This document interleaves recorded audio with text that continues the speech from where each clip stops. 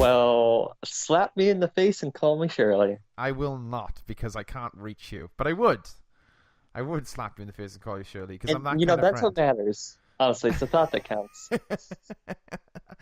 How you doing, John? How you doing? You right?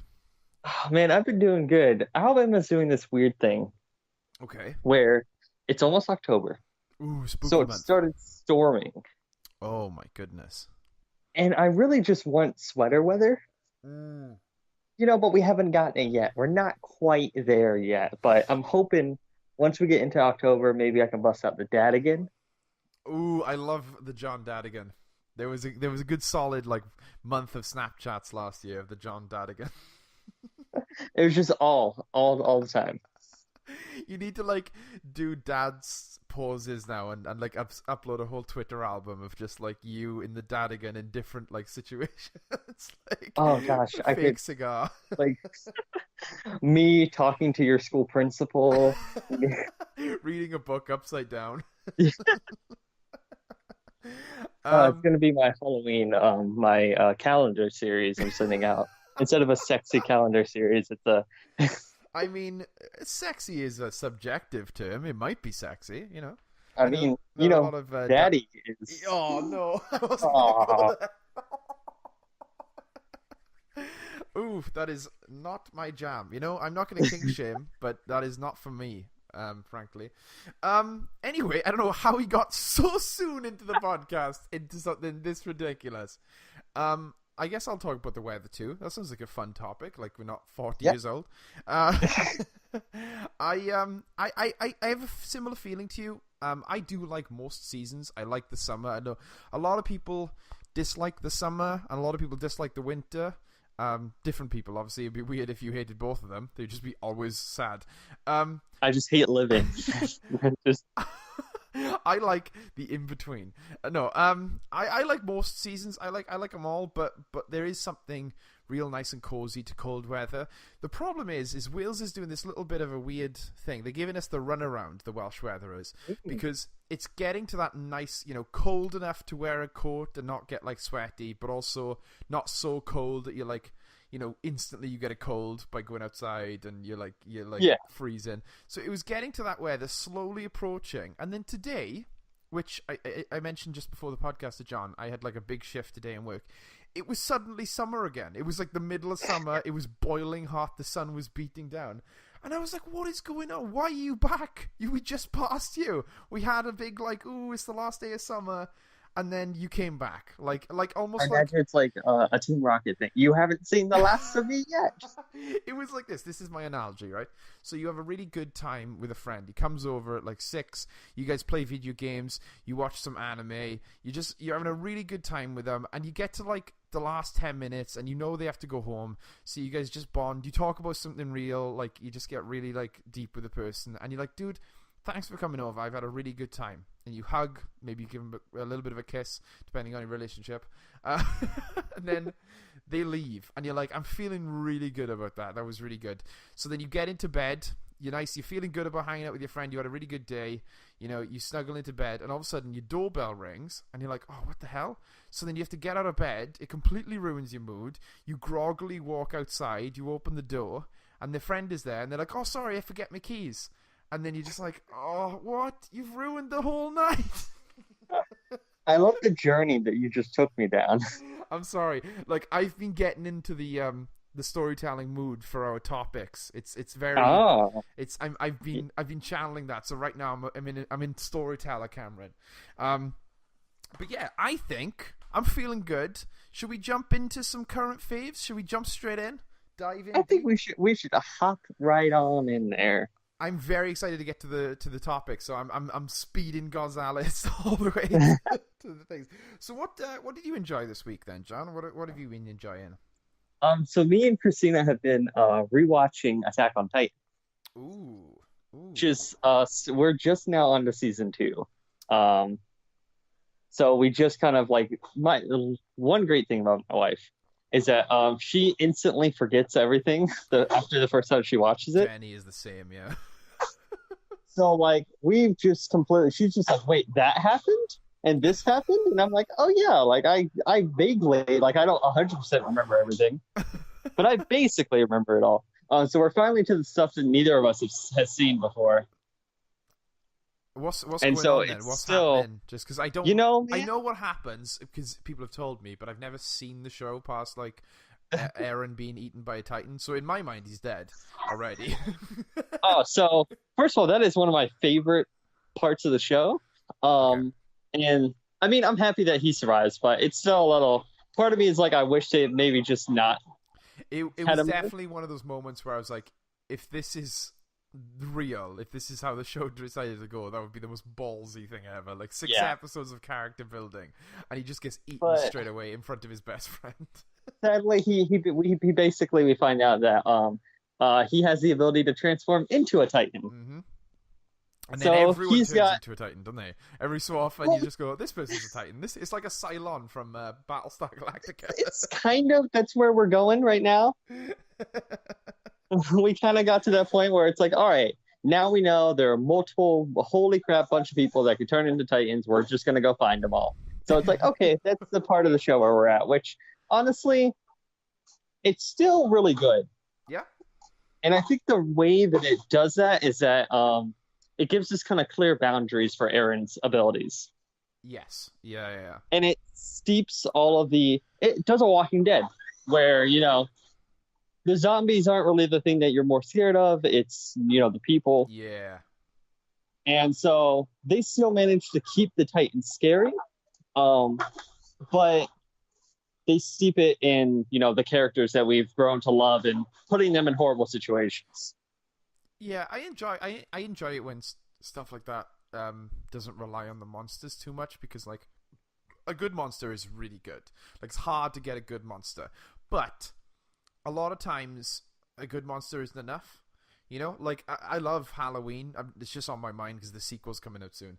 But like I love Yeah. Michael Myers. I think he's a really really good like movie monster. But that movie wouldn't be as good if it wasn't for also Jamie Lee Curtis's character. Like you care about her, so you don't want her to get killed by Michael. So it's like, yeah, Michael Myers is a great monster, but you gotta care about the victims. You gotta care about the actual like characters as well as the monster, And I think Attack on Titan, from what I saw and what I've heard, does a good job of that. It doesn't just rely on, oh, look at these crazy titans. That's the whole show. Yeah, definitely. So that's been fun, kind of finally getting to some new stuff and also just reliving some of those, like, really, some of those moments I forgot were as messed up as they were. Some of them, I'm like, oh, God, like, whew. That's a show that we put on after the kid is asleep. Oh, I can imagine. That would terrify a baby. But the thing I'm more excited about Ooh. is that we saw A Simple Favor at the theaters. I don't think I've heard of this movie. Anna Kendrick, Blake Lively. Oh, okay. I'm gonna sound real gross right now, but I'm just being honest. And if I'm not honest on this podcast, that can't be anything. I did see a poster for this movie, and as a male, I don't want to degrade these women. They're amazing actresses, but it was the best movie poster I've ever seen in my life. I know that sounds gross. Like I saw it. Blake Lively is serving some looks in this movie. Anna Kendrick and Blake Lively are just like they goddesses, and I know that sounds gross, but I'm just saying it. I'm gonna stop being gross now. But like, the reason you said that is just because I had a flashback to when I saw the poster, and I remember Jen and me being like, "Wow." Also, the dude in the movie, I didn't see Crazy Rich Asians. I meant to, but I just never found the time. But the guy from Crazy Rich Asians is also in the movie. Oh, please tell me what it's about, because I feel like I shouldn't just base my judgment of this movie on a poster that I had no idea what it was. I just saw two women on a poster. I feel real bad now. Yeah. I shouldn't have been so honest. But tell me about the movie. What's A Simple Favor? It looks creepy, actually. It looks like scary a little bit. So it's directed by Paul Feig. Ooh, I like Paul Feig. Exactly, me too. So it is like, think of Gone Girl, right? Okay.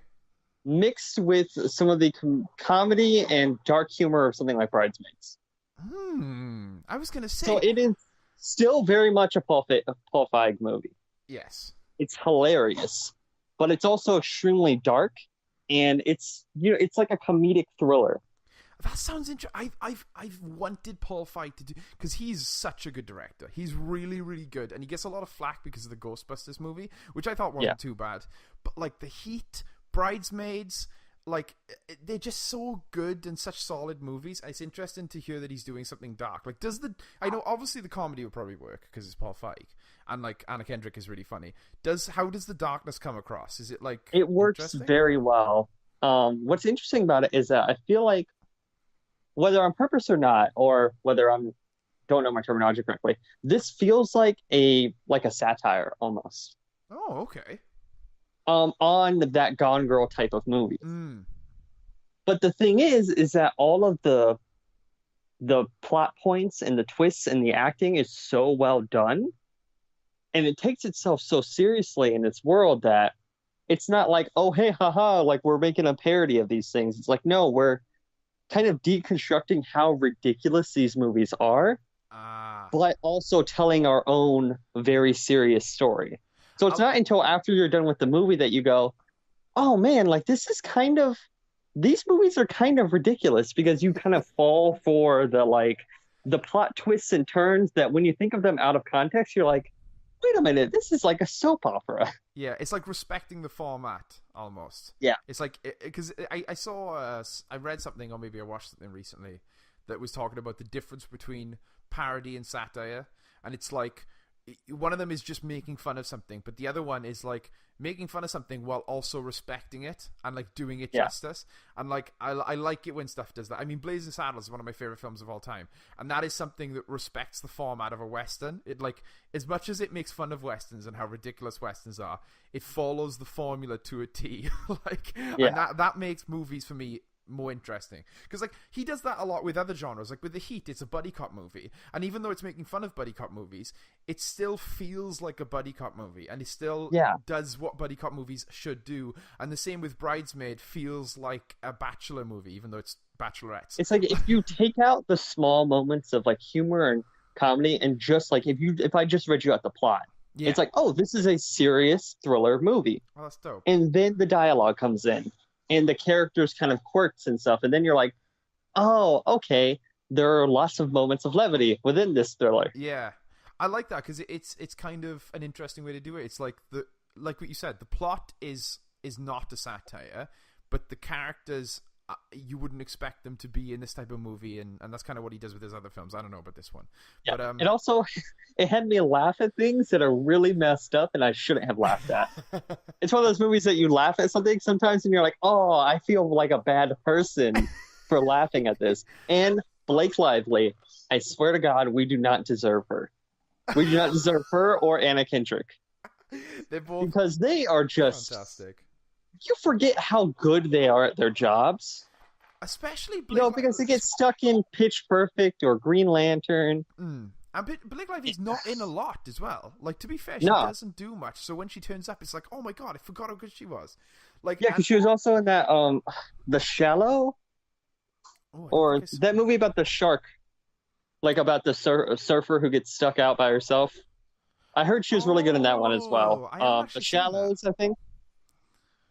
Oh, I think she got reviews for that also. Yeah, but she is really good. I mean, like, it's like, I don't know. Like, I mean, I feel so gross, but like, for what I said earlier, but genuinely, like, they are amazing, like, actors, but also, like, there's a good actor, right? This is a bit of a tangent, but there's like a good actor, right? And like someone like Robert Carlyle, I think, is a really good actor.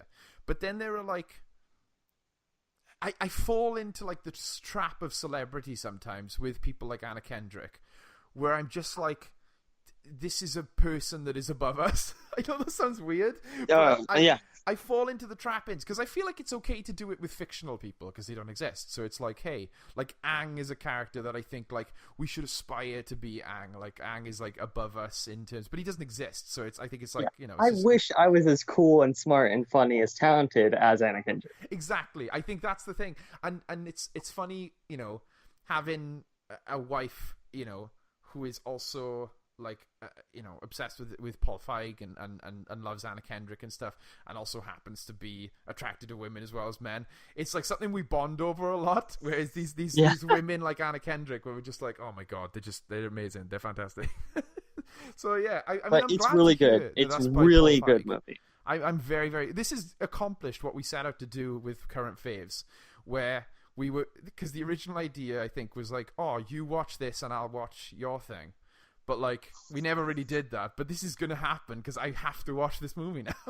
Yeah, it's really good. You'll love it. Dude, that is a fantastic current fave. I'm definitely gonna check that out. I love Paul Feig, and like, I just can't wait to see what he does next. I just feel so bad because everyone goes, "Oh, that's the Ghostbusters guy," and I'm like, nah, that's like, it's fine. I think Ghostbusters is a fine movie. I enjoyed it. I laughed, but like, it's his least good movie. Like, he has so Yeah. many good movies. And also, have you seen the Joel McHale show on Netflix? No, I haven't watched it. So it's basically The Soup, like what he was doing Yeah. on The Soup, but it's Paul Feig is directing and producing it, and he cameos in it a lot as well, and that's just really funny. It's got like proper like Paul Feig, dumb, funny but smart humor, you know, like smart humor parading as dumb, I guess you'd Yeah. say. Have you got anything else, or is that what you've been doing this week? No, those are I started because I was thinking about I was like, you know what? I haven't touched my PlayStation 4 in a while. I'm gonna Oh, see if I can shame. finally just finish Persona 5 because Ooh. I'm at the part where I'm like I know I'm at the end stretch, but Hmm. I just didn't want the journey to end, Yeah, I'm like that with so I something. just put it off.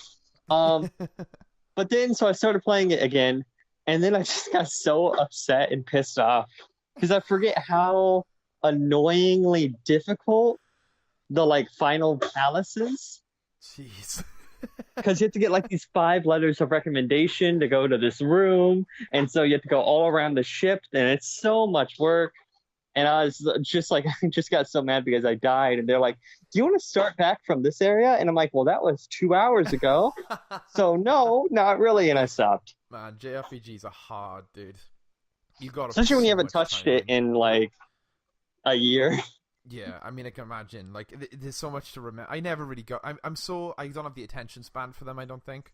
Like, they're just a lot. It's like one of those things where it's like the investment equals the payoff, but it's a lot of investment. So it's like it's going to be a Yeah, lot of payoff, but you have to put a lot in to get that. that's That the nice thing about Persona that I enjoy is that it's not like, oh hey,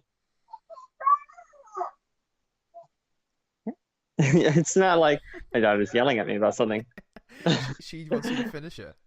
She's She's like, very passionate about John, Persona. you can't talk about a current fave that you haven't finished. You can't give a critical analysis of it, John.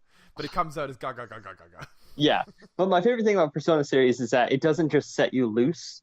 Mm, It's very structured because it's school days. yes.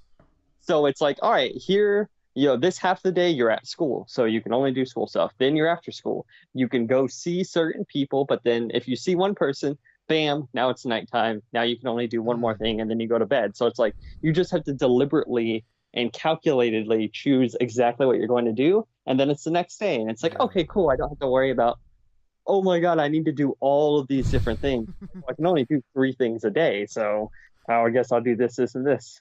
It's one of those risky game design things where you're like, you have to really design the game around that because there are only a couple of games that have tried that, and the games that do it well, like Majora's Mask, is a really famous example of like having a time. You're playing a game, Zelda, that is usually a game that you can play with a lot of freedom, but all of a sudden you're like, hey, you got 3 days, and the time moves, as you play, so you got to plan your days out and stuff, and like you have to be so confident to make a game like that because you have to know that the audience is going to buy into that and not just get annoyed, you know. Yeah. And like I think because I haven't played a lot of Persona, I've played like bits here or there, but I think they really do a good job of playing into that from what I've heard. And like the idea of Oh, yeah. school as well is really good because I like the structure of like it's almost something you miss as an adult. Like you miss the kind of structure of you go to school now, and then now's your fun time, and now's your school Yeah, time, and now's your exactly. fun time. So I like the idea of bringing it back to that kind of like memory that you had as a kid. But then you Um, also get that like I get 5 text messages on my phone, and it's like, all right, I can only hang out with one of you. Shit, whose that's bond am I that's an closest adult to problem. That leveling up? is. Yeah. Oh my God. So I what are got you currently hip hopping about? Oh, John, I've had a busy, busy, busy, busy time. So, as I predicted on the last episode, I thought I was going to be talking about God of War because I was currently in the process of playing it and it was having a large, large effect on me. and I'm happy to say that it paid off. God of War 4, God of War 5, God of War 2018, whatever you want to call it. I reckon they should have stuck with the numbers, because you see it in the shops. The God of War 2014, the Norse mythology one, for anyone still confused. Wait, I said 2014. 2018. You said 2014, yeah. The Norse one. It's the only Norse one. You see it on the shelves and you think, oh, maybe this is a reboot. But then you play the game and it is so much a sequel.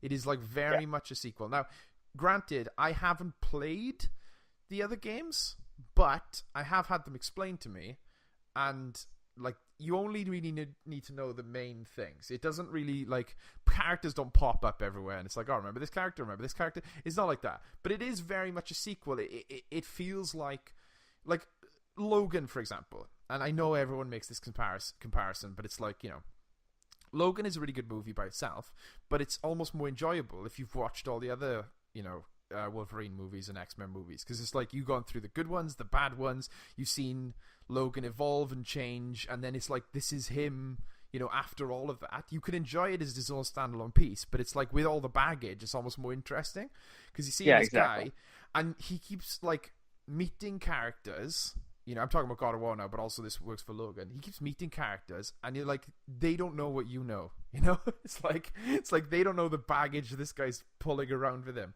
And I think that the one thing I wanted to say about God of War, because I don't want to do a huge thing about it, because I'll probably turn into a video eventually if I ever get the motivation. You will. How about that? Thank you, John. I'll use that energy. God of War does this really interesting thing that games have done before, but I think God of War does it better than anything that's come before. It tells a lot of story and a lot of emotional beats in-game dialogue. So what I mean by that is dialogue that is playing while you're playing the game, as opposed to in cutscenes.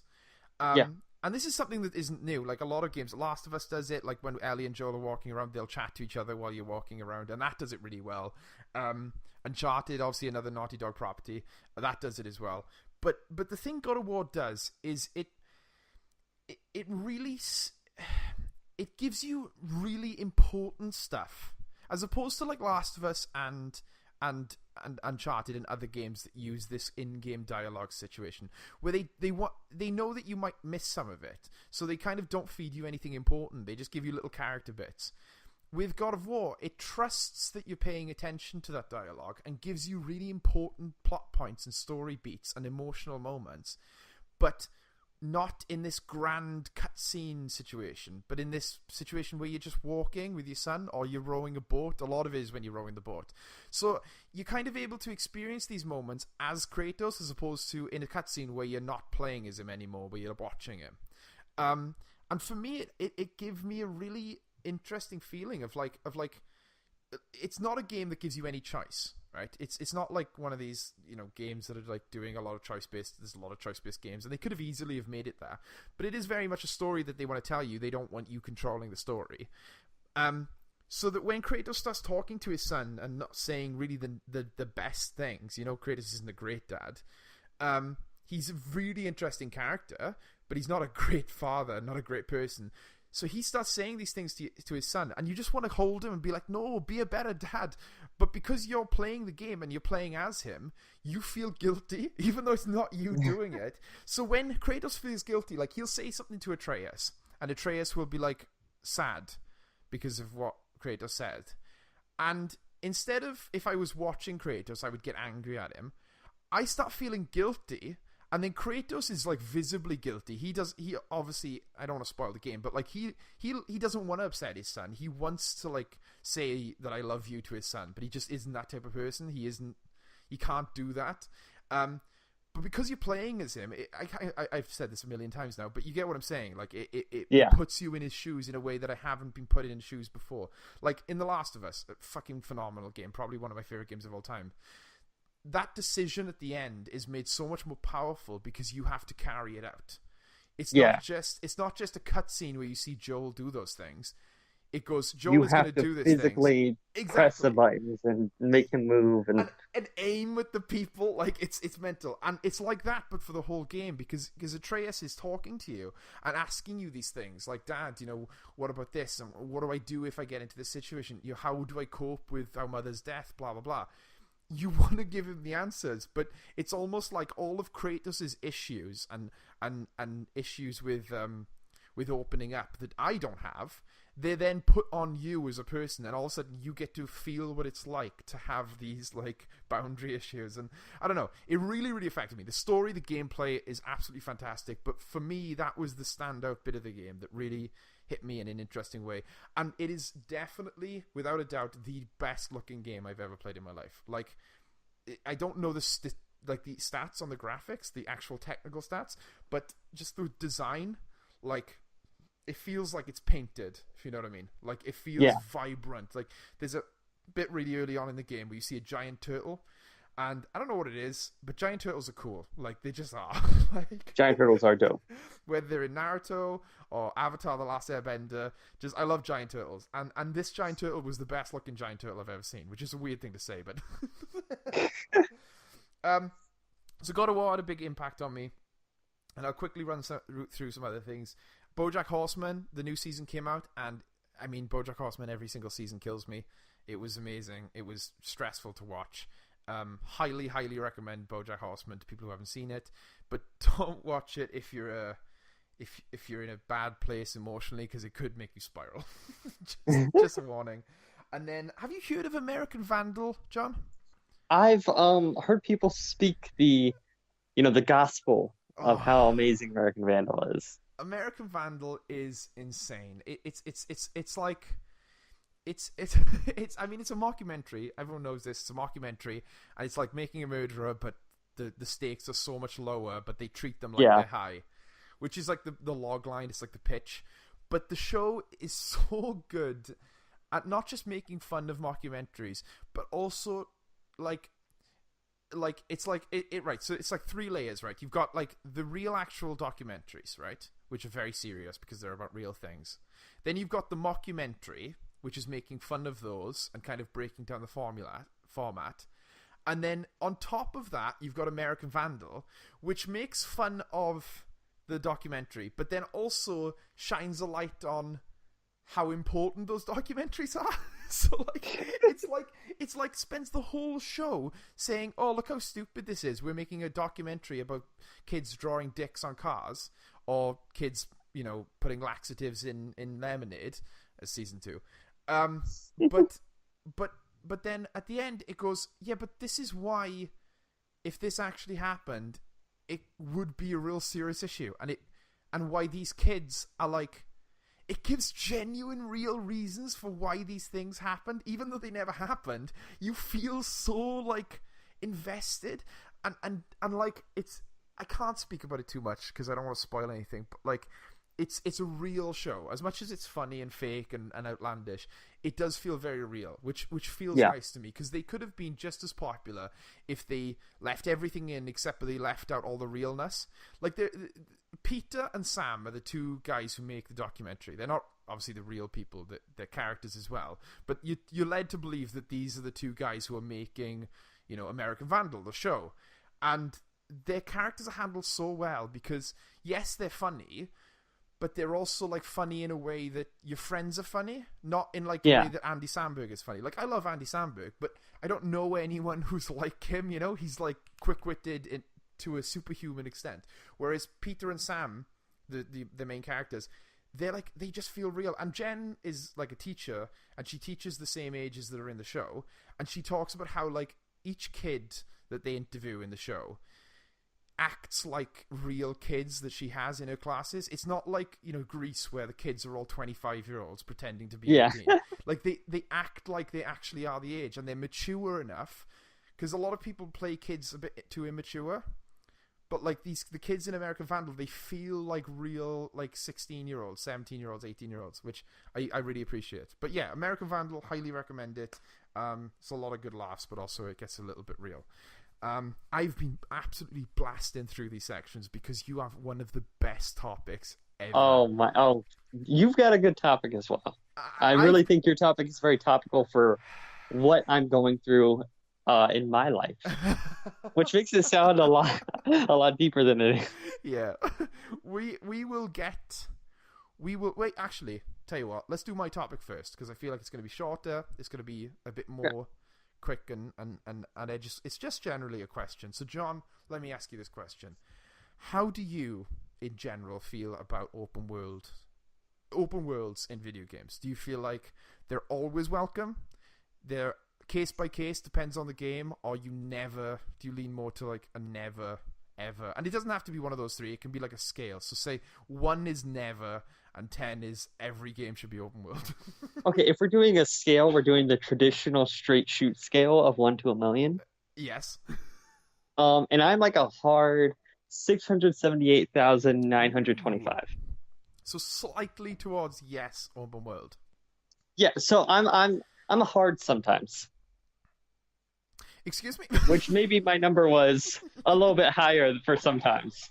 I'm not sure. I counted sometimes as middle of the road. Yes, it is. I would say Yeah. hard sometimes. That's a good one. Um, it's weird. So for me, like, I like open world games. I like having checkboxes and I like having worlds to dive into and to live in, you know. Mhm. But I also have been realizing recently that like it's just hard because these games are getting bigger and bigger and they have so many different things to do. Mm. Like I mean even Breath of the Wild, which is a game that I love, Mm. I know I'm never gonna beat that game. Witcher, I have on my PlayStation 4. I love that game to death. Never gonna beat it. Mm. And it's this thing of like I'm starting to get to a point where like I don't want it as much Yeah. because I don't feel a sense of accomplishment playing the game. Mm. You know, I still feel excited and happy that I get to live in that world and I still make memories, but it's not the same as like being going through a story and having those emotional beats and like, you know, doing A to B to C to D. Mm. I get what you're saying. For me, personally, it's an interesting one. And the reason I was thinking about it is because when I was a kid, and when you were a kid, we had these games that were like open world-ish, you know? We had open world games. You would call them open world games, but they were limited by the technology of the time. And you can go back even further to like even like the original Legend of Zelda is an open world game, obviously limited by its time and technology. But like when we were kids, all we wanted, all we desired was a bigger open world. We wanted more. We just wanted more. We would dream of games where like every house on the map you could go in. You know, like I would play GTA Vice City and I would be like, oh, you could only go in like 5 buildings. I wish you could go into like every single one, and I wish there was the unique interiors, and we would dream of these huge open worlds like Breath of the Wild would have blown our minds as a kid. Like imagine giving Breath of the Wild to like 11-year-old John. Like it would have been insane. Yeah. So as a kid, I would have been on it always. I would have turned every single game that I loved into an open world game because I was the guy that was always like, can I get through this door? You know, like a single player, completely linear experience. I would always be like, yeah, but where's the extra section? Where's the bit where I can go, you know, sideways and get through and like have the developers left this door open by accident? Like I was crazy. So as a kid, I couldn't imagine a world where I wouldn't like open world games. But as an adult, I think your tastes change and your time obviously changes. Like time is a big part of it. And it feeds into my main issue with a lot of open world games now. And that is, when you have an open world, it is no longer the developer's job to control the pacing of the game. That job is now on you. And that is a very stressful job. Because if you take a game like Breath of the Wild, which by all intents and purposes is a fantastic 10 out of 10 amazing game, I am still very early on in the game because I am not good at controlling the pacing of the game. Because I sit there and I go, what do I want today? And I'm like, well, I'll look for the spear. And I'll spend 2 hours, John, wandering around the Zora domain looking for a spear. I don't find it, and then I just put my Switch down, and I didn't do any quests. I didn't do anything. I just need this goddamn ceremonial spear because I got to get into the shrine, but I can't find it. And some old guy dropped it off a bridge apparently. And like, the thing is like I don't have the skills. I'm not a game developer. I can't pace the game myself. I don't know when. I only know that I'm getting bored when I'm getting bored, and by that point it's too late. Whereas when you play a linear game like The Last of Us, or I mean, God of War, I played kind of like a linear game. The reason I mention open world really is because God of War was an open world game, but it really didn't feel like the open world sections were the bits that I didn't like because again the pacing was kind of, it was disjointed, you know. It's like why am I doing this? This is another thing. It's like, why am I doing this when I have this quest? You know, like Legend of Zelda works because it's like you're not ready to fight Ganon. But like, I just don't, I feel like I'm kind of, the older I get, the more I'm like, I just want some more linear games because, like you said about Persona. Now, Persona isn't exactly open world, but what you said about it is like you lose the momentum, and then when you come back to it, you're like, oh god, what am I doing? With an open world game, I feel like that's times 10 because it's like, what do I do now? I can't remember where I was supposed to be going. I can't remember what my priorities were. And my thing is like, so like my favorite type of game is something like Uncharted. Okay. I'd have to say probably 9 out of 10 is probably my favorite type of game. Cinematic game. Even Last of Us is really good. Obviously, like we talked about the story and stuff like that. I love games like Kingdom Hearts. I like games that, even Assassin's Creed, where it's like, if you're going to give me an open world game, give me like a checklist. Yeah. That's all I want. Just give me a checklist, and it's like, all right, I can go do these couple of things. Because like, I do enjoy that feeling of just going and doing whatever I want. Like that is, there's a fun in that, you know, especially like if I ever got Spider-Man, I'd just be swinging around forever because it's just you're being Spider-Man. But then, have you seen a lot of the news about Red Dead Redemption 2? I don't know a lot of the news, no. I don't really know. I know there's like, I've seen like one of the, like, you know, they did like a bunch of in-depth trailers. Yeah. I saw the first one where they talked about the camp and the camp moving as it went and stuff like that. But I'm not super up on Red Dead.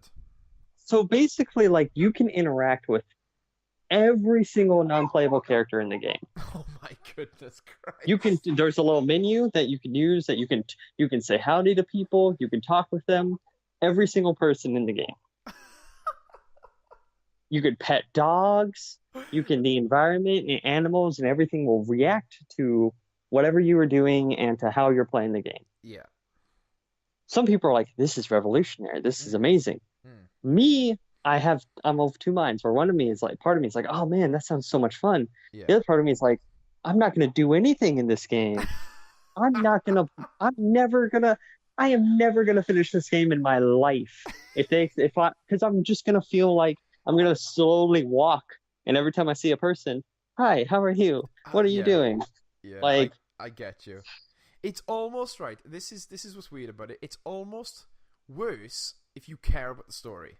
Because, for example, another open world game that I'm playing right now, it was free. I wouldn't probably spend even £20 on it, but it's fun. I don't want to insult this game. I feel bad now.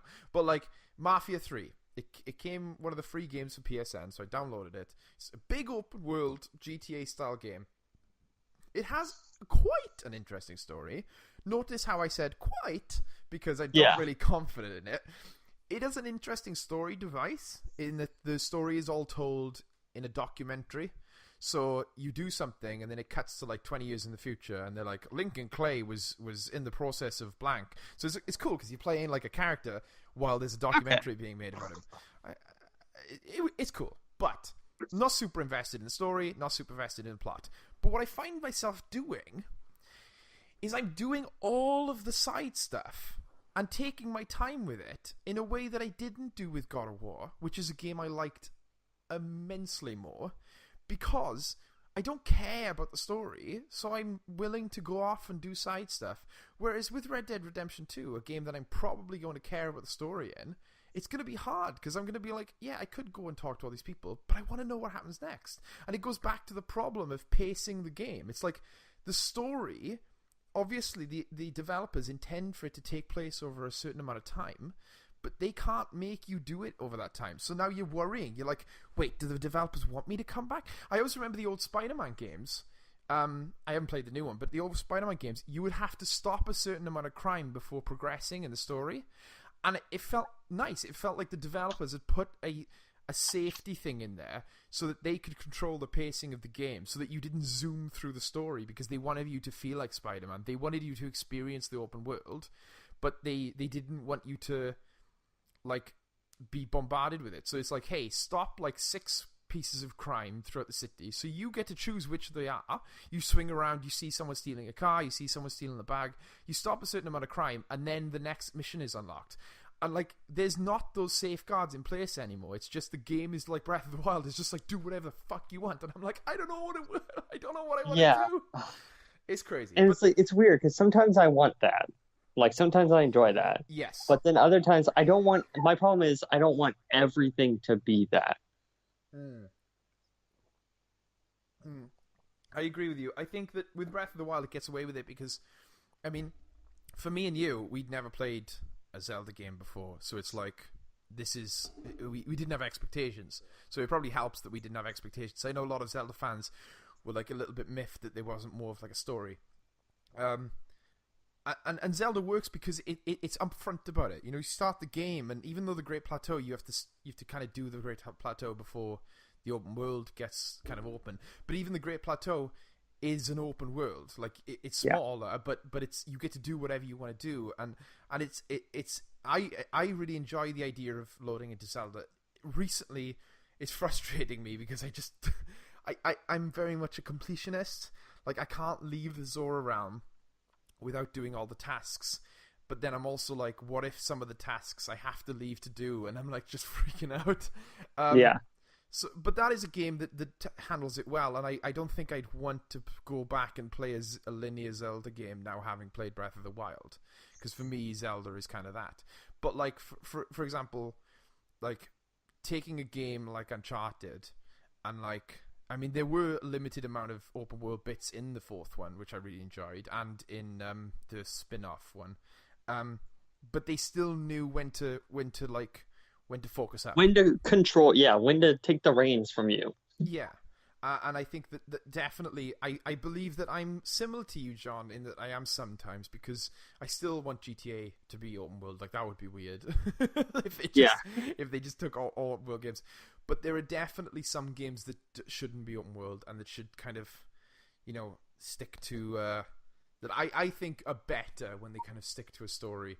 So I'm gonna go soft sometimes. I'm gonna go the other side of sometimes. I'm gonna go about, if we're doing, like you said, 1 million, I'm somewhere like 4,000. 40,000. 400,000. Yeah. So yeah, that was my topic. Just a little bit of a thing I've been thinking about. I hope it made you think a little bit. Act like I'm your teacher. Of course, I've been thinking about this a lot with Red Dead Redemption 2, because part of me really wants it. Part of me is not sure if I'm gonna, I don't know, if it's gonna be healthy for me. It's funny because it's kind of, the choice for Red Dead is taken out of my hands, because I would have that kind of like, oh, do I get it, do I not situation, except for the fact that every single friend that I have over here in Wales is so excited for the multiplayer, and like I can't miss out on that. Like, even if I hate the game, I'm gonna buy it for 60 quid just so I can play with my friends, because like, we play GTA to this day. We still play GTA Online because it's such a it's still one of the top 5 most selling games on PSN or whatever. Yeah, it's a crazy multiplayer experience. It's absolutely insane. There's so much you can do, and we just talked about open worlds, in a kind of a bit of a negative light, but like in a multiplayer sense, that's perfect. Like the idea of, every time you log into GTA. I mean, I started a club, a dance club, just randomly, and me and Reese Peak were like, hey, let's do a bunch of like jobs to get our dance club really pumping, and then we went to the dance club and we just danced for 20 minutes while we talked on Skype, like, and all of those people that I play GTA with are now moving to Red Dead Redemption Online, and you gotta go, because like, it's just such a social experience. So Red Dead Yeah, for me, the choice has been taken out of my hands, but I am really hoping that the single player is something, sublime, because it's kind of, it's got a lot to live up to. Because Rockstar have some really good single player stuff. So yeah, right. Jonathan. I almost called you Jonathan Webster then. Jesus Christ, that was weird. I haven't seen Jonathan Webster for about 4 years. Jonathan Johnsick, could you please present to the jury your topic for today? Now I'm just a small town pizza lawyer, Jesus Christ. and I wanna talk about something very near dear to my heart. Mm. DC Comics, DC Universe released their own streaming service. Is it out yet? I believe it's out now. Yeah, Oh, is Titans out it's yet?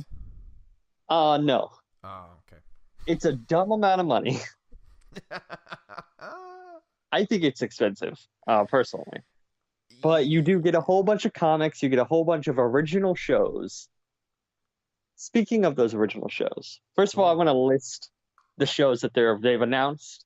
I assumed that both of us decided not to do a show that's based off of ones they've already done or already are doing. That was very, very tough for me, obviously. Yeah.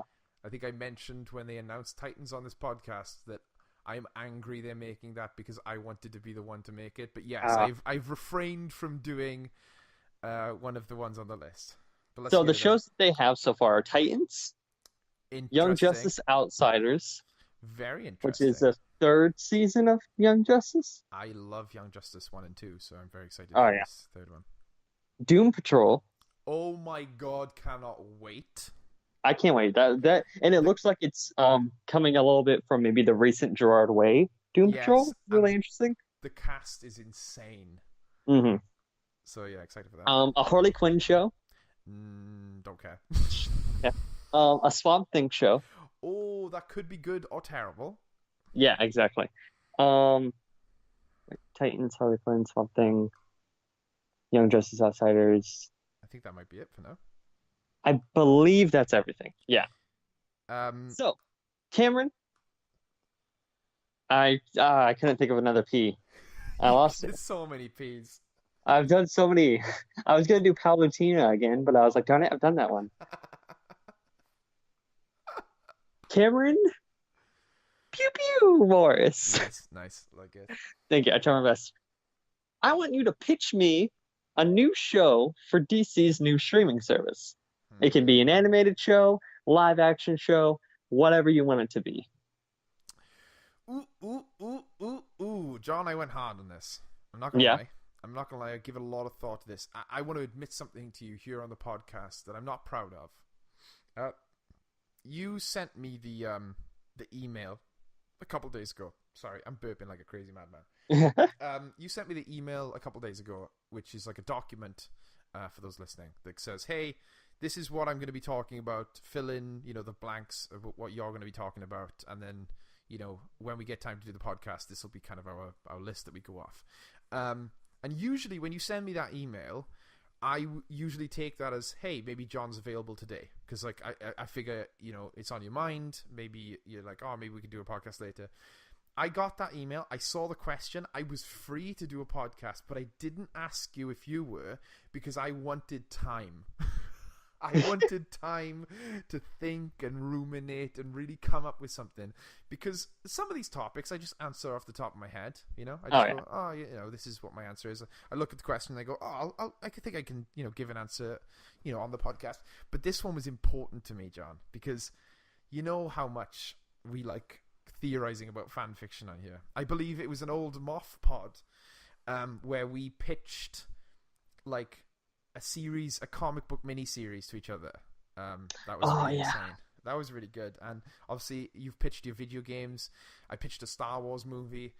But this one really resonated with me because I so wanted to direct the Titans, and I'll never get to, because it'll always be, oh, that other guy who did that other Titans show. So my first idea, honestly, was like, I ended up not going with this because I couldn't justify it. But my first idea is, can I justify doing a Teen Titans show on the same network that follows the new 52 team. So Superboy, Solstice, Kid Flash, like a bunch of characters that are Teen Titans, but they're not in the show that they're making now. Yeah, So exactly. I was like trying to justify doing it so that the Titans, the one that they're making now, would be like, you know, they're older, they're like 16 to 18, and then my show would be proper like 13-year-olds. Like, but I couldn't figure it Proper out. children. Yeah, I couldn't figure it out, so I was like, nah, that's not going to work. So then I started going, well, who are some of my favorite DC characters? DC is my favorite universe. Still. I know a lot of people get shocked when you say that DC is your favorite universe, but it's still my favorite universe, so I have a lot of good characters that I love. The obvious one that I think everyone would expect me to do is Deathstroke. However, ooh, I couldn't bring myself to do Deathstroke because I've always seen Deathstroke as like a movie. You know, it just makes way more sense. He could have a TV show, but he's just so like, I want it to be a complete arc. You know, I want it to be like an hour and a half movie with Deathstroke. You know, maybe a little bit of his origin and just like a really tight, good Shane Black style action movie. You know. Oh yeah. So that's kind of why I didn't choose Deathstroke. Also, I'm very intimidated by the character.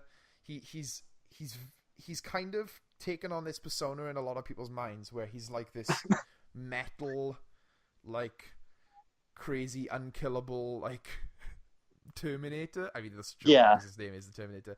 And I don't see him that way, so I feel like if I made my Deathstroke, people would be like, hey, who's this vulnerable old man? Yeah, who's this? How many times we have to teach you this lesson, old man?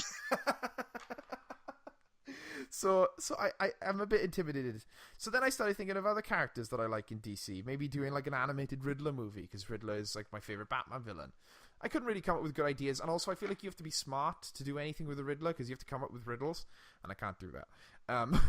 So ultimately I settled on a superhero from DC Comics who hasn't been touched in live action, which is good for me, because it's like I don't have to like compete with anything, and I won't take any awkward inspiration from already existing live action shows. He's a character that used to be my favorite superhero of all time when I was a lot younger, and still is up there for me. I really like him, and I think he's really interesting. And he's also a character who I think would complement a completely new type of superhero show that hasn't been done before. I want to tell you my pitch of a live action Plastic Man show. I'm clutching my little Plastic Man figure as I say this. I thought you were gonna say I'm clutching my pearls. Ooh, I got the vapors. No, I've got my little Plastic Man figure here, and he's just for visual representation. He's actually wrapped himself around Kite Man to restrain Kite Man. This just is a little bit of a visual of how much I care about Plastic Man. I love Plastic Man. I think he's a really, really good character. A lot of times I would say he's underrated, but then you really realize the scope of Plastic Man. He's been in a lot. Like, he shows up in comics quite a bit. More than you'd expect for a character that is basically just, you know, Stretch Armstrong. Yeah. But he's got a lot of history to pull from. Now, to be fair, he's never really much been in his own books. He has had his own books, but they never really do that well. He's usually a member of the Justice League of America. Sometimes he's a member of like the Secret Six, or you know. But in those books, he has kind of revealed a lot about himself, a lot about his past. So I've taken kind of what I know of his origin, the bits, you know, because it's been retold a couple times, and I've kind of compiled it and made it a bit more Cameron-y, a bit more exciting. So if you would indulge me, John, would you like me to kind of pitch you my Plastic Man show?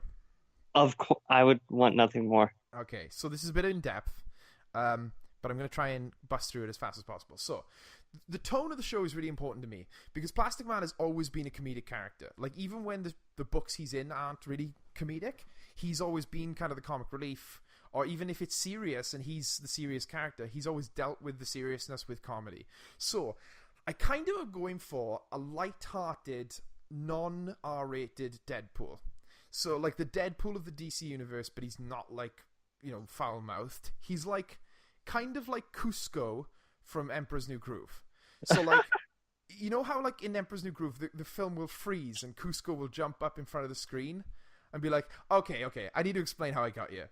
Like, that kind of humor where he is breaking the third wall, much like Deadpool, and he's the narrator of the story, but he knows he's the narrator of the story. You kind of get him. So anyone who's seen The Emperor's New Groove is probably 100% on board with what I'm talking about. If you're not, then you just need to see Emperor's New Groove, because like, what are you doing? It's a great movie. So this is kind of my idea for the tone of the show. It's this comedy, obviously. It's Plastic Man. It's got a lot of heart to it, but it is ultimately this weird third wall breaking Deadpool-esque show. But I hate using Deadpool because I really don't want that kind of like comedic It's not tone. raunchy. Yeah, it's not raunchy. He's not full of himself. It's like the Tick almost. It's like the Tick crossed with Deadpool. But I think Emperor's New Groove is the best example. So the show begins and we see unspecified crime. It can't be people robbing, even though that's like the perfect one, like people robbing a bank. It can't be that, and I'll explain why later. But there's just a crime. Maybe like a guy with a knife is like got an old lady up against an alleyway, and he's like, give me all your money or your jewels. And we see Plastic Man. He swings in, and he's the most handsome guy ever. He's got like the chiseled jaw. He's got the perfect hair. I'm thinking like the guy who plays Superman in Supergirl. Oh, yeah. Like, or like, just any like classic CW show, like not the protagonist, because the protagonist is sometimes a little bit like a little bit weedy or not the strongest looking guy because they want people to relate, but like the cool guy in a CW show, like Dean from fucking, what's it called? Supernatural. Yeah. Like, but the perfect one is like Superman. He's like Superman-esque. He's like this really buff, chiseled guy, and he swings in and he quips. He hits the guy away with a knife. He tells him he should stay in school, something a little quippy, and he like says to the woman, "It's like, don't worry, ma'am, I've got you. I'm Plastic Man," or something. And then she's like, "Oh, Plastic Man, thank you so much." It's like super cheesy. It's like classic superhero saying. Yeah. And then she goes off, and he swings up to the rooftop, and he's like doing a hero pose, like his hands on his hips, and he's like, "You might be thinking, wow, this guy's got it all," And he's like talking, and he's got this really elaborate voice, but he's like, "Let me tell you how I got you," and then it flashes back, and the visual style of the show completely changes to a lot more of a gritty, like almost like shot like Daredevil, like it's shot on film, and it's very dark. It uses a lot of like red, like light, and instead of it alluding to Deadpool's suit, it's alluding to Plastic Man's suit. Yeah. So I got some notes here, so I might be a little bit pausey while I read them. But basically, it cuts back, and now this whole section is narrated by Plastic Man, and it's in his voice. It's in his very heroic voice, and he's telling you how he got there, right? But he talks about it like with this super like, I'm thinking like a super like, superhero voice. But what you're seeing on screen is quite dark, So he basically is like, right, it's this guy, and he shows this guy, and this guy's a little bit weedy. He's got a bit of a, stubble going on. It's a little bit too long. He's not super fit, he's just kind of a skinny guy, and he's in the back of a car, and he's like, this guy, this is Patrick the Eel O'Brien. This guy is a safe cracker, and he's a criminal, and he runs with his crew, and there's 3 other guys on the crew, right? These guys have been doing schemes and criminal stuff. I haven't really thought it out of my head, but he's like, these guys have been running together for years and years. There's Patrick the Eel O'Brien. They all have nicknames. There's Chuck Kite Man Brown, who's the getaway man. Of course. He's like oh, I almost gave it away then. He's Patrick's best friend. Like, these two are thick as thieves. They're all of them are friends, but these two are like the partners within the group of 4 criminals. Then there's Killer Dreary Walker, who's like the muscle. He's like the guy who doesn't talk much. He's quite silent. He's got the 2 guns. Yeah. He's very like silent. And then there's the boss, like the leader of the group, which is Candy the King Reed. Candy the King Reed. Now, people might be picking up what I'm trying to do here, but these guys, like, they're thick as thieves. They're this criminal crew. They've been robbing things, and they've got like, you start. Plastic Man begins the story when they're on their way to the biggest job they've ever done. So they find out that the guy who owns Ace Chemicals is like super paranoid about banks, so he keeps all of the money in this safe in the chemical plant in Ace Chemicals. So they go in, and the Kite Man stays outside. He's the getaway driver. So Patrick, Chuck, and Walker, they go in, and they get him through it. There's this really cool sequence where they're like sneaking past guards and stuff, and then they get to the safe, and Patrick is a safe cracker. That's like his job in the gang. So he cracks the safe effortlessly. They get the money, they put it all in bags, and it's great. It's awesome. And then they're on their way out, but then Walker accidentally, because he's like this big dumb lumbering, he's the muscle, so he doesn't really think that much. He accidentally sets an alarm off, and all hell breaks loose. All the security guards come in. They're running up the walkways above the factory floor. They're running away from these guards, and Patrick gets shot, and he's like, and he like grabs onto I'm forgetting their names now. He grabs onto Candy, who's like the ringleader, Candy King, and he's like, help me, I've been shot, I can't walk. And then Candy just turns around, he's like, sorry man, you're dead, wait. And he takes the bag of money that Patrick's holding, and he pushes him off the walkway, and Patrick falls into the classic unspecified chemical vat. That Ace Chemicals just have these just strewn around. Each one has got a different chemical in it. Each one will turn you into something. So he falls into the vat. He pulls his way out, and like he's crawling down, and he's like his body is changing and morphing and stretching, and he doesn't know what's going on. And he makes it to the monastery, right? Somehow, I don't know how. He makes it to the church, actually, not a monastery. Yeah. Monastery's way too crazy. So he makes it to the church, and these nuns find him, and they're like, "Oh God, look at this guy. He's like injured." So they pull him in, and he's like passed out, and the nuns are tending to him, and they can see he's like changing and crazy and weird. So the next morning, the police come, and Patrick wakes up, and the police come to the church, and they say, "Hey, we think we saw like one of the criminals that robbed Ace Chemicals come here the other night. Like, is there a man here?" And the nuns cover for him. They're like, "No, we don't know what you're talking about. There was no one came here the other night." So the nuns are like, so the police go away, and Patrick is like, "Oh my God, these nuns, they did this for me, even though like I'm a criminal, and I owe them so much, and I've given them nothing in return." So like that, combined with like the betrayal of his crew, kind of goes, I don't want to be a criminal anymore. This is awful. So he changes his lifestyle, and then he decides that he is gonna try and become a cop, because he's like, I want to change my ways. So he tries to become a cop. So then it's kind of like a montage, and obviously Plastic Man is narrating all of this.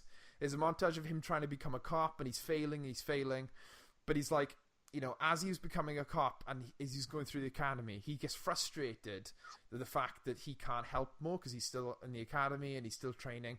So he goes out at night and he dresses up and he tries to fight crime. But he discovers that because of his powers, his new powers, he can actually change his appearance. So he makes himself into a completely different looking person. This really intimidating guy who's muscly and really handsome and chiseled, very different to him. And he dons the big glasses, and he calls himself Plastic Man. And something kind of snaps in him, whether it's the chemicals, the traumatic experience, his like need to do good. But when he becomes Plastic Man, he becomes a different person, like a different personality. And this Plastic Man, is different to Patrick, because Patrick is grounded in the real world. But when he becomes Plastic Man, he is all of a sudden talking to the audience, and he can interact, and he knows that he's in a TV show, and he's kind of loopy, and he doesn't really, he talks to people like he knows that they're characters and stuff. But as soon as he transforms back into Patrick, he's a character in the TV show again. And the way I want this to be is like it's almost like Patrick doesn't even realize what he's doing when he's Plastic Man. It's like this thing that comes out. It's like the opposite of Venom. Like Venom, or the Hulk is a better example. Like the Hulk, is like when Bruce Banner gets angry, the Hulk bursts out and causes all this trouble for him, and then he has to deal with the repercussions. But it's the good version of that, because when Plastic Man comes out, he solves crime and he kicks ass, and then he's like does great things, and then he goes back, and Patrick is like, "Wow, I didn't remember doing all that." But what's cool is you have two different actors. You have the chiseled guy who's playing Plastic Man, and then you have the kind of weedy guy who's playing Patrick, and then within the first episode he would become a cop. He'd finally pass the academy, and it would kind of catch up to where we were at the beginning of the story, where Plastic Man is like has his costume and he's saving people, and he would be paired up in the end of the last episode. His partner would be Renee Montoya, and it would be him and Renee Montoya, and the TV show going forward be kind of split between his like job as a cop and his life as a cop trying to solve crimes, and him as Plastic Man. But I want it to be more like season 1 of Flash, where they were equally balanced. You know, where the show would spend as much time with him as a cop as it did as a superhero. He wasn't like 90% of the time he was Plastic Man, you know? I think that would be a really interesting dynamic, and he would almost care about the cop stuff more because he would be trying to do it, you know, going that way, trying to do it lawfully, but then when it didn't work out, that's when Plastic Man would erupt from inside him and would go out and fight crime and stuff and be wacky. So it would always be like half funny but half serious, depending on who we were following. And then obviously the thing that I set up throughout season 1, the villains would be including, it would be Kite Man obviously would be a villain. I think this guy could be, because they were such close friends, he could be like a maybe villain / good guy. He doesn't really know. He's like he like doesn't want to take him down. But the problem is like while he's being a cop and like Renee Montoya is like really trying to investigate this gang that took down Ace Chemicals. He's like this case that has been open for like a year. No one has solved it. She's really trying to be the first one to solve it, and he's worried that she's going to find out his involvement and it's going to throw his whole career as a cop down the drain, you know? So he's always worrying about, you know, them finding out, but he does want to do good. So throughout the series, throughout season 1, all those other members of his gang become villains, and they gain their personas. So Kite Man obviously would become Kite Man. He wouldn't just be the getaway driver. He would be, you know, Kite Man. Hell yeah. And then he would, and maybe he wouldn't like, maybe he'd fight Kite Man as like a cop and then as Plastic Man, but then he has the opportunity to take him in, but he realizes like Kite Man was like a good dude, like even though he's a criminal, he sees himself in him and he lets him get away, and like that causes like problems between him and Montoya. And then obviously Killer Drury Walker would end up being Killer Moth.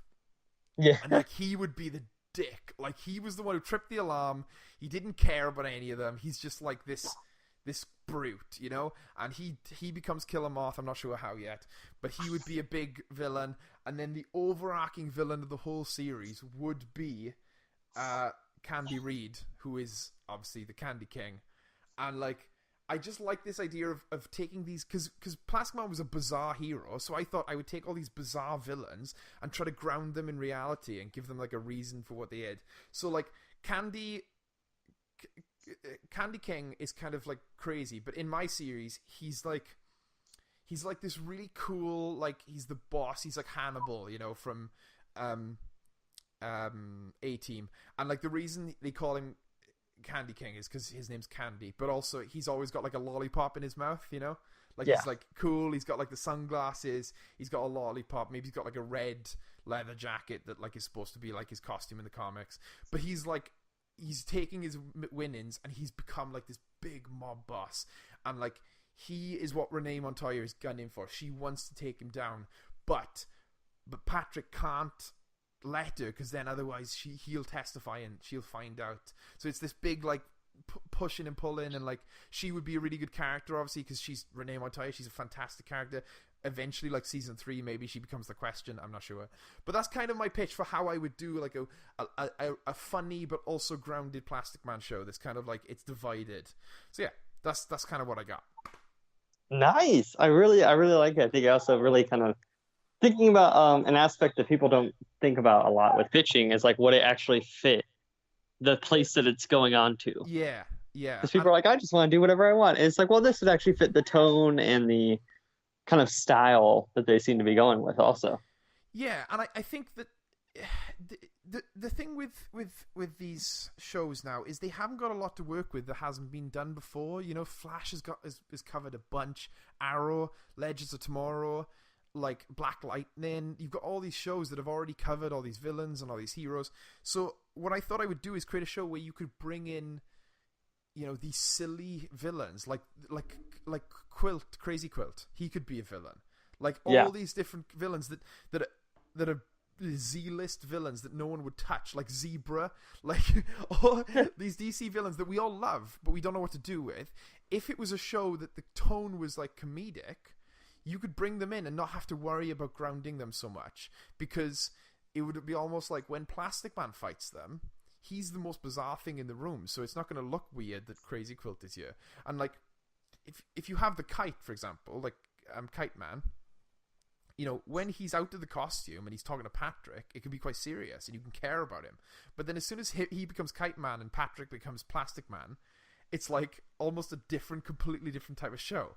And it's like you're playing out this conflict that they were having verbally in a weird, fantastical type of situation.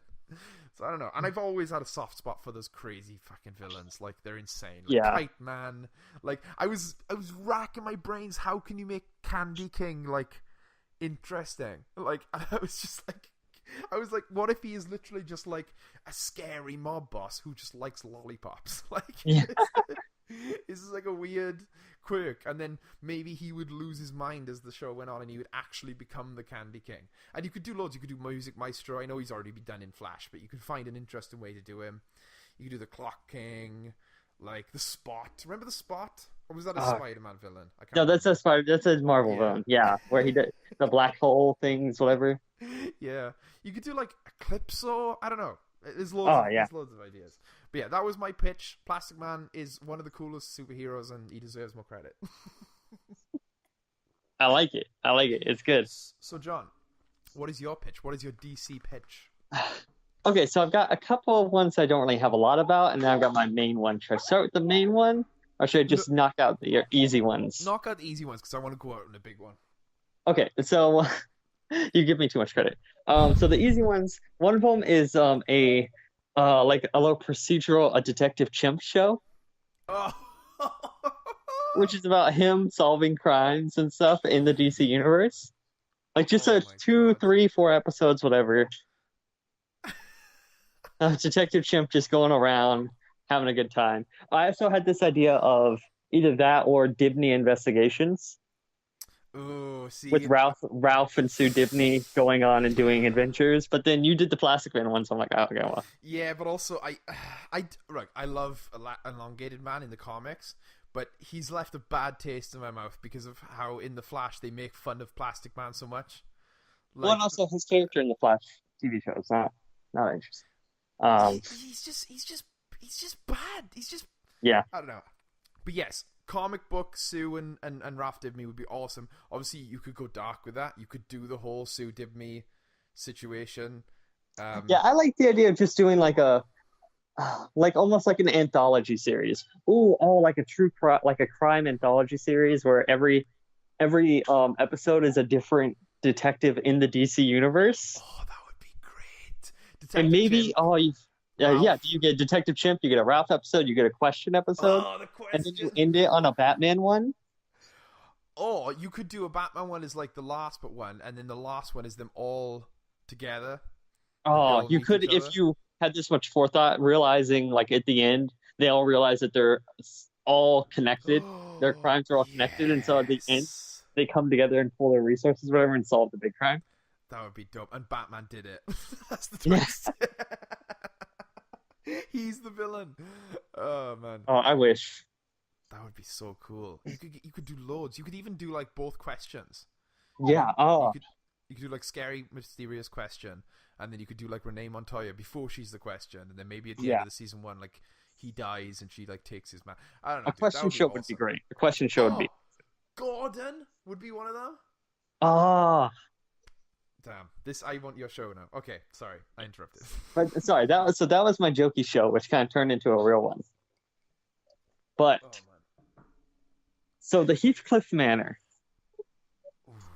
has been rotting away and unoccupied for a couple of decades now. The youngest daughter, well, she's in her early 20s now, realized that this kind of old manor has been in her family for years and years and years, and no one's really done anything with it. She talked to her mom about it, and her mom's just like, well, I don't know. Your grandmother said never to go over there, so I just kind of always followed her wishes. I don't She know. just Like said she just said, no, don't she go. just said never to go over there, and she said it's just a money pit, and that there's really no reason to keep up with it. Okay. So I'm this youngest daughter. She's like, you know what? I'm in a weird place in my life. I just like kind of broke up with my boyfriend. There's a lot going on right now. I'm just gonna travel out to the country to this old manor. Okay. Maybe it'll be a nice reset. I can just kind of go out in the wilderness, maybe check out some spooky crap, have a good time. So she goes out there, whatever, and very quickly on, she realizes that something's not quite right in this place. She sees flashes of red, of a ghostly pale figure in the windows, but she can't exactly tell who it is. So what happens She next? has dreams about the flying Graysons, about these trapeze artists, but she's just not exactly sure like why or what's going on. Is this live action, by the way? 100%. Okay. Okay. Then eventually she's getting all these messages to leave, just to get out of here, just don't be here. And then finally, this spirit shows himself. It's Dead Man. I love that. You're like, by the way, It's if you didn't figure it's out already. it's Dead Man. How What? does he show himself?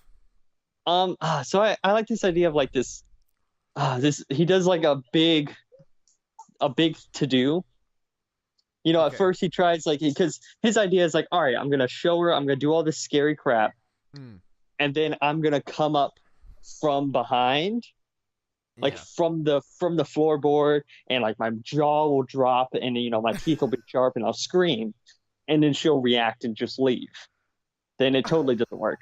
She's just like, she gets excited actually. She's like, oh my God, my friend always said that she's like seen ghosts and stuff before, but like I never thought she was like I thought she was just lying. Like, have you ever been by like just like starts asking him all these questions about being a spirit, whatever, and he's like, okay, this is not go exactly how I thought it would. But so and it's like, oh, why is Dead Man? It turns out that Dead Man's only in this manor because there's another darker, eviler spirit that's there, and he's been kind of keeping that spirit at bay. Battling it. The Yeah, eternal battle exactly. of dead men. Internal battle. Um, so like I want this to be like almost like a gothic horror romance. Oh, okay. Lots of her walking down the hallways in like long evening gowns and like candlelit. What is that movie called? A Guil. Crimson Peak. Yes, Guillermo del Yeah, Toro. a lot of stuff like that. Hmm. And then realizing that like turns out the only way to defeat this evil spirit, whatever, is through like the bloodline of the family, whatever. So like they actually like her being there helps like to Hmm. dispel whatever this evil creature, this either old ghost or old spirit from her family's past that has just haunted this manor. Is this the first episode or is this a series? The whole series? I imagine that this is a series. Like we Yeah. slowly start to find out Dead Man, and then maybe we get some like back and forth. I'm not sure if I want because part of me is like, all right, has Dead Man been battling this thing the entire time, Hmm. or has he kind of been trapped here and he doesn't know why? I see. So they're both discovering it together. Yeah, Would there be because any I other kind of like that characters? idea of them exploring, like, kind of having this relationship together, and then kind of Hmm. realizing, like, okay, wait, there's something more going on here. I wasn't just, like something Yeah. brought both of us here. That's interesting. Are there any? Are you have you put thought to any other characters, or is it just the two of them? I like to imagine that's just the two of them, like kind of like a Beauty and the Beast vibe Hmm. thing where we kind of had the main two of them. Um, you could, because then part of it's like after that's done, do you just end it, or do we have them ghost adventure buddies? Because I do kind of like that idea. Yeah, I was just gonna say because it's quite like as a movie, it sounds like you could pull that off, but it's a whole series with just two characters, and then the third obviously being the villain at the end. It's hard Yeah, it to know almost have to what be like each. either a short like something like Sherlock, where it's just like, oh, that Yeah. mm, part of me wants to do Sherlock with Dead Man, where it's just each episode is like a movie length of like this horror story. Mm. Because it could even be interesting to say, like, okay, so say it is like the whole plot is she's there at some point, whether it's in episode one or partway through, she finds out Dead Man is there too. Um, and then together they're trying to figure out how to get him out of the house. So like she can come and go because she's a human, but she's Yeah, like she likes him, so she wants, and she's slowly falling in love with him, and she's trying to help him escape. You know, you could even retcon it and say that he became Dead Man in this house. You know, I mean, yeah, you could do a lot of different things. But what would be maybe, sorry to take over your pitch, but it's just like I love that kind of dark universe in the DC yeah. universe, and like it just I, honestly, John, I'm trying to shoe in one of my favorite characters here. Like, what if she calls people in every so often? She like finds Dead Man's like, oh well, I heard about this guy who might be able to help us, and she calls people in, and then maybe like you know, I don't know, Pandora comes. Pandora's a bit of a weird character, but like different DC universe. Zatanna shows up. Yeah, Zatanna could be an interesting one, but for some reason they all turn away at the end. Maybe the force is too strong. Some of them maybe die in the mansion, and it ups the stakes, you know, or like you're like, what is going on? It increases the like the questions, and maybe even sometimes the characters aren't invited, but they come to almost like, you know, get rid of Dead Man for whatever reason, and be like, Yeah. almost like they're trying to protect her, like the Gaston type characters, like they try to protect her from Dead Man misunderstanding their relationship, or like saying that, oh, you're crazy, you're falling in love with him, but he's an evil ghost, you know. And like, what if like one day, like fuck, she's like, oh, I found this guy who's like, you know, he's good with spirits, and he's gonna come, and I'm gonna explain everything to him. So then he turns up, and he's this tall man, he's in a suit, and he's like trying to convince her. He's like, you must leave this. This is an evil haunted house. And she's like, no, I can't leave until I help Dead Man. And then he's like, no, no, no. And then like Dead Man is like, what is this? He's like, and then like this guy is like becoming violent with the girl. I don't know if you've named her yet, but like he's becoming violent with her. And Dead Man's like, oh, what is going on? So Dead Man tries to protect her. He like reveals himself to this guy. And then this guy gets up and he's like, oh, I see, this is how it's going to be. And he's like, gone, the form of man. Come the demon Oh, Etrigan. And like he fucking bursts into flames, and it's like, oh my god. And like there's a whole episode where Dead Man has to fight Etrigan. And oh dude, I just think it'd be such a cool I think like I like the idea of like playing with the idea of the Beauty and the Beast vibe more. Of maybe there is a small town near this manor. yeah. Kind of like a normal horror movie where everyone's like, "Yo, like, don't go there. Like, nobody likes it." And then like slowly, like people just kind of lashing out against them, and like maybe the demon, the spirit in the manor, it starts infecting the townspeople. Yeah, like maybe even she's just Maybe, having this relationship with Dead Man, but the town is like the one who sends Jason Blood. Like they yeah, go, oh, there's this exactly. woman trapped in the castle. You have to go save her. So Jason Blood goes up, and then he turns obviously violent because he's not a great guy. Yeah. And then you get Etrigan. Sorry, I was just trying to shoehorn Etrigan in because I love Etrigan. Oh, I will take any reason for Etrigan to show up. But like, I don't know, it's a cool idea because it's like you said, it's this Beauty and the Beast idea, but you get to play with so many cool DC Dark characters. Yeah, Like, exactly. And like also just this idea of like that gothic romance of just like, mm, oh, I love that. And just, castles and manors and long evening gowns and candlelight. And and like each character could like almost represent something to do. So like Zatanna would be the empathetic one. She would be the one that's like almost like opens her mind to yeah, like being in love with a ghost, because like I could there's like imagine Zatanna being like one of the first people that's called of just like, all right, hey, I'm like super kind of famous and like famous in just normal life. Like she's the famous magician like that yeah. gets called in, whatever. And she's just like, hey, she's like, oh, and she like explains like why Dead Man's still around, and like, hey, he was like, this trapeze, like actually gives backstory about him as a person.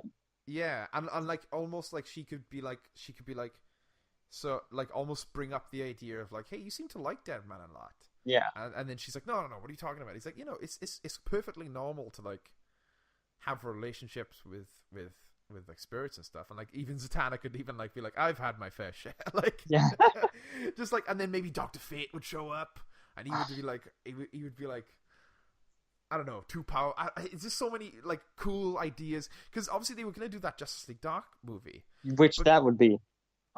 it would be insane, and that was also going to be Guillermo del Toro. But like to me, it's not enough time with each of these characters. You kind of got to give it a lot of time, and if you have this original character that's like very interesting, and you make her this person who people care about. You can obviously she can be like the avatar for the audience to like Yeah. learn about Deadman and like She's like I can imagine like because I like this idea of like, and then obviously they expel the spirit from the manor. They stay in this manor, and this becomes their like base of operations. mm, And then just one day, like a giant weird cross appears on the wall and blinding light, and the guy shows up, and she's like, "Who's the guy with the helmet thing?" And Deadman's just like, I mean, he's like, "Look, I don't really know who he is either, but I whatever." I love this kind of idea you've got going, which is the truth, which is like just because Deadman's a ghost, he doesn't know any more than she knows. Like Yeah, he's just as clueless. He's like, I know I'm a ghost, and that's pretty much it. he's like, I can do ghost stuff. I can do ghost stuff, but like So that's like all I got. when the gold anchor appears, like on the wall, she's like, Deadman, who's this? And he's like, I don't know. Do you know? And He's like, like, you're the one with the internet. You did Google. oh my god, I love a dark gothic horror, but set in a Wi-Fi universe. Yeah. So she's like, okay, I'm googling. All right. Yelp says that John Constantine's pretty good. Should we call him? I just mentioned it, maybe like he's a dick. No. Yeah, like, oh, dude, that would be a great like season 2 plot of like Constantine comes and he's like Deadman and him know each other, but they He's hate like each other. he tried to exercise me once. It did not go well. And like Constantine's like wooing like the girl and Oh, trying to like get with her. Dude, I love this idea so much. There are so many good dark characters you could play with. Fucking Shade would turn up. Maybe oh Shade my is the God. spirit. Maybe Shade is the evil Ooh. guy in the. I don't know. There's lots of like big ones. I mean, Or Raven. Eclipso, maybe you could do that idea of like Oh, it infecting other people. yeah. Eclipso works for the village idea as well. Yeah, Oh, dude, I love Eclipso, man. I do And too. I love a lot of like those weird, because that's my favorite thing about DC Universe is that it's so weird. It's it so is. weird. It's mental. It's like when I was researching from Plastic Man because I know a lot about him, but I didn't know like his appearances in other things, you know. And one of the funny things I found out was like Plastic Man's like a super Catholic character. Like he's like Irish Catholic, so like he's super into his religion. And there's a DC character. I'm not sure who he is, but he's based on like Christian mythology. And he was in the Justice League at one point, and they were saying how like Plastic Man really likes him because it to him this guy's existence confirms his religion. Yeah. So it's like this weird like, and you don't get that a lot in Marvel. Like these weird like, I mean, there's have you ever read Quiver, Green Arrow Quiver? Oh, I love Quiver. In Quiver, they go to heaven. They literally go to heaven. The Spectre takes someone to go see Green Arrow, who is chilling out in heaven, and it's like, what is going? You never get that in Marvel. Marvel's very space, I think, oriented, and obviously DC has got the new gods and everything, and Darkseid, but they're also quite mystical in a way that I don't think Marvel gets a lot of the time. They've only got like Doctor Strange and a couple other characters. But man, DC's so weird. I mean, the shit you could fill this series to the brim. Like just the ones we've mentioned now. I'm sure there's a bunch more. Like Eclipso, The Shade, like, dude, Etrigan. I love Etrigan so much. Yeah. And I just think Jason Blood is such a dick. Like that, it would work so well. Like he'd just be like, It's like I can just imagine him as like a recurrent character. yeah. And he's just so full of himself. Oh man, this episode was really good. I enjoyed this podcast, John. I don't know about you. Did you enjoy our time potting today? As well. I don't know why I said it like that. Oh my gosh! My as well. Me as well. My indeed. John, I want to thank you for coming and potting with me and bringing such a fantastic topic this week. And before we say anything else, before I let you go wild with the outro as we always like to do, remember you can follow both me and John on Twitter. and you remember that sometimes sometimes criminals can turn around and become superheroes. So maybe cut some people some slack, right? And John, sometimes John. you can fall in love with a ghost. Sometimes you can fall in love with a ghost, and sometimes a chimp can solve a crime. Oh, that's good. That's good. I like that. John, take it away.